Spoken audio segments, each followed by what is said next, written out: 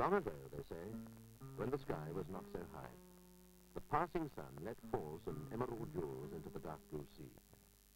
A chain of islands that we have called the eighth continent. A little world of Caribbean sunshine and year-long spring.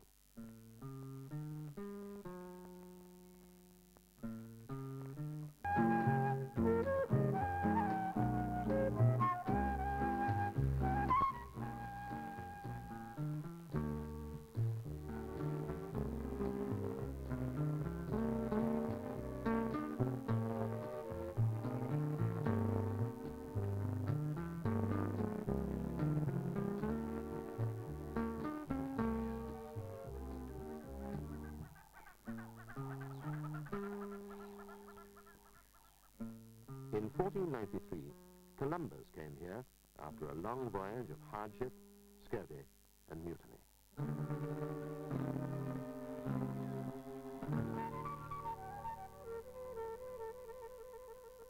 Now the journey to the islands is quicker and a good deal easier.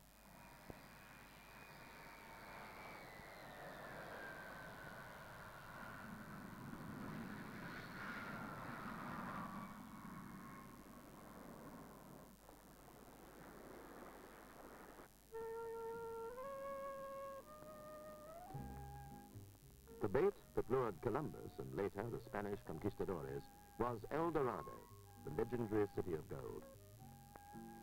Strangely, what they sought and yet could not see was there all the time. The gold of the sun, the gold of the beaches, the glitter on the sea, lavish enough for the greediest adventurer.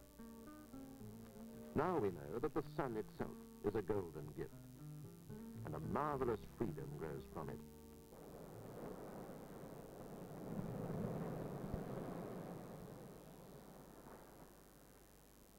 The first tribes that lived here have left us two gentle memories and little else, the hammock and tobacco. Symbols of leisure and pleasure that still dictate the slow tempo of the life of these islands.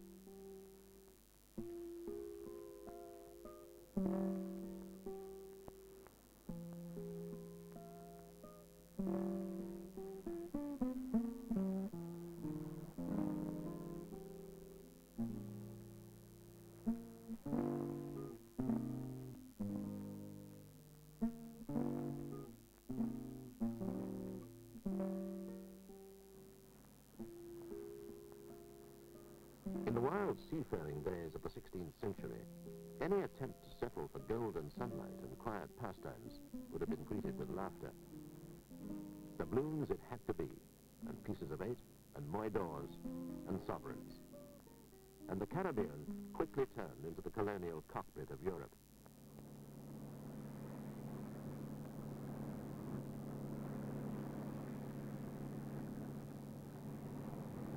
When 3 centuries of luck, judgment, and good old-fashioned ferocity had run their course, each island was neatly parceled out in such a way that America still has half of Europe on its doorstep.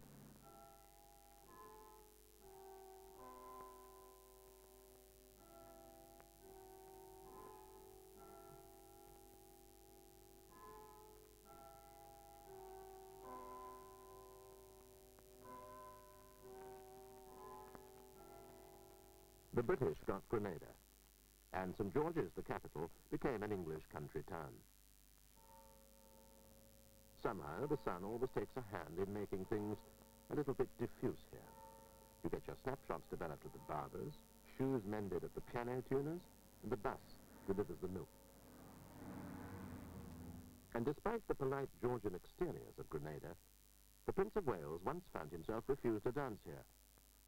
It happened at a party in 1778, for which the future William IV had dressed up, as a joke, in one of his midshipman's uniforms, and was consequently not recognized. Amazing the difference a uniform can make.